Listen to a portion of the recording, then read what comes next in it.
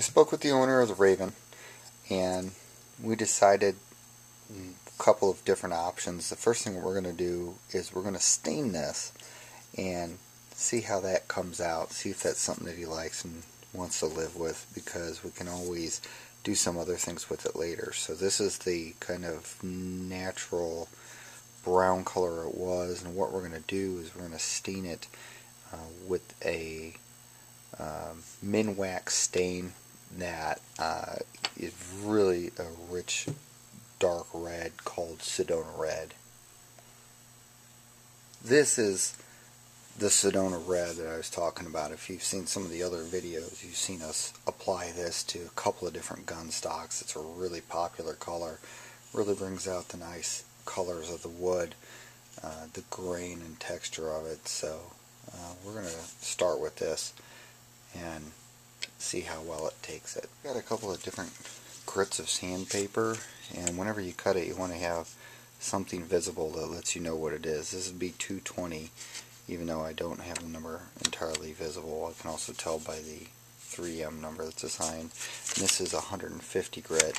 I'm going to start with a rougher grit and just working on there. Again, using appropriate sizes for this. It's also sometimes a good idea to use a sanding block. I prefer to use my fingers so I can feel the contours of the wood, since there are some contours on it. Here I've got my smaller piece of sandpaper, and I'm just going to take this and pick it up and start sanding with the grain of the wood, which is this direction.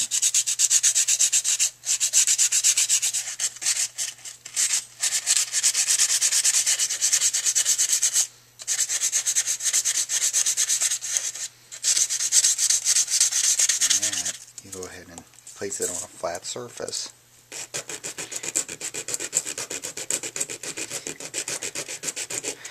And that way it keeps the edge nice and flat there also.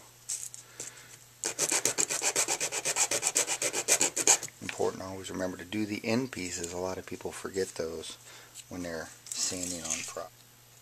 Here we're already starting to see a difference between the two. This is the one I've sanded. This one hasn't been sanded yet, and I'm going to go ahead and do that one now. Alright, here's both the pieces done so far with the 150 grit, and I'll go ahead and move to the 220. Again, important to keep pencils around the shop, so when I tear this piece off the 220, I don't know what it is. I can go ahead and just mark on there, so I know that now I'm dealing with the 220 and not the 150. Alright, whenever you get done sandpapering, you want to make sure you wipe off your pieces and get rid of a lot of the leftover pieces of wood that are on them. Make sure you set them down in a spot that's not occupied by all kinds of dust made from sanding. We're going to clean that area off, and you always want to have a good supply of rags around. We've talked about that before. The other thing we're going to have is a spray bottle of water. We're just going to spray these down. Don't need to get them soaked, just lightly. And what this will do is this will raise the whiskers of the wood. Anytime you sand, you've got the little fibers that then stand up on the wood. So that can create a problem when you go to actually finish it. So again, we're not going to soak it. Go ahead and wipe it down.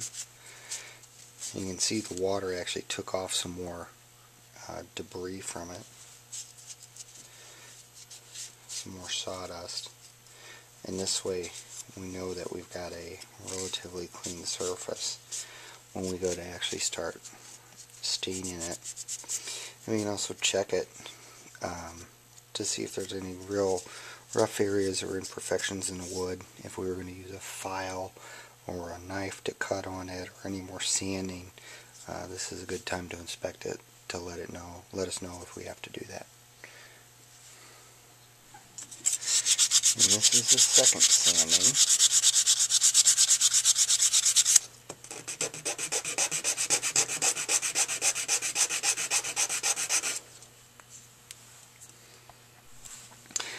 Now that the sanding has gotten rid of a lot of the imperfections, and of course this wood is actually wet down right now.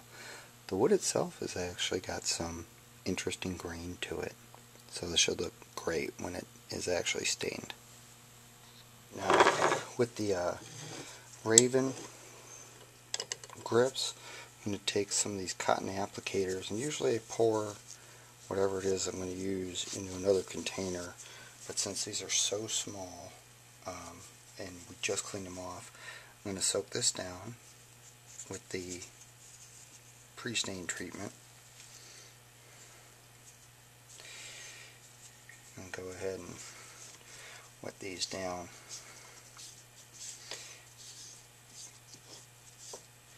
You can see the wood soaks this up, and what this does is help open up the pores a little deeper so the stain can get further in to the pores of the wood. And I'll wipe down the top side and set that one down. And you see this one is this light brown. Again, this is just getting wet. It's not soaked. The back side will get it too. Make sure I get the bottom and the top. And you do definitely want to wear gloves when you're dealing with this stuff, with any of the stains or oils, anything like that, pre-treatments. Alright, and then with this, you let it wait between 15 minutes and 2 hours. Then you can come back over and do your stain. I'm going to wait about a half hour or so, just let these sit. Go do some other things, and then we'll come back and we'll stain.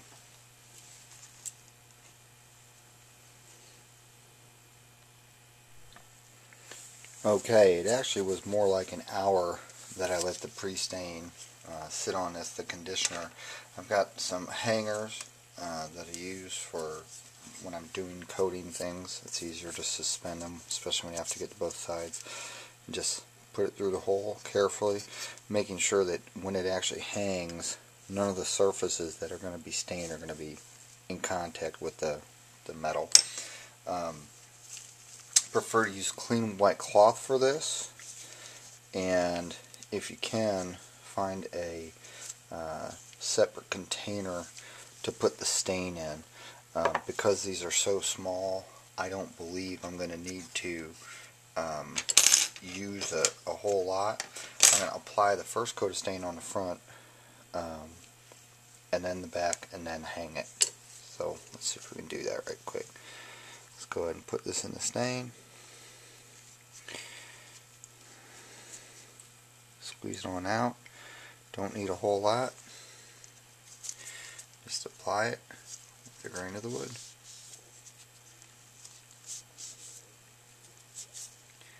Kind of wipe down any excess.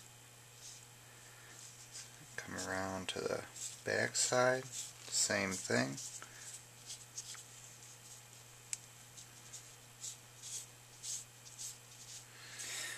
I'm going to go ahead and hang this up now.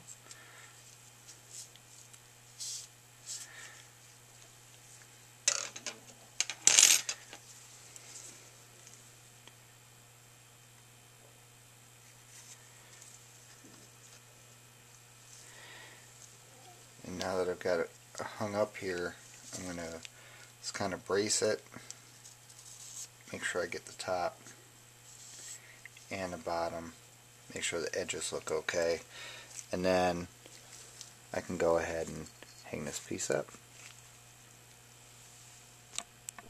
And I should mention, we're going to let this dry for up to 24 hours before we come back and start working on the rest of the finish. But it's already taken a really nice rich red color, which I think really complements the wood.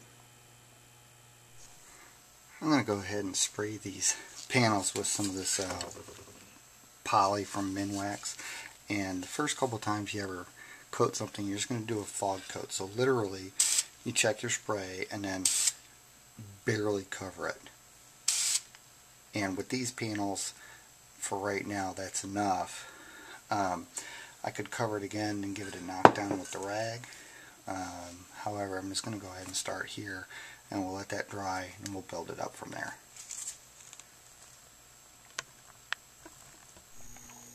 Our grips have now been sitting for several hours, and it's time to treat them just like we would any other wood project with this. We're going to go ahead and get some steel wool.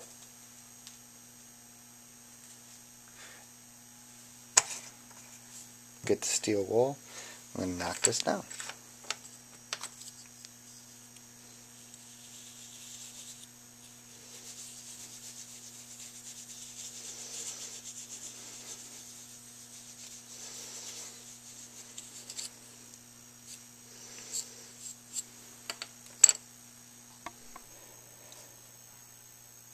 Now we take a cloth just to wipe them down.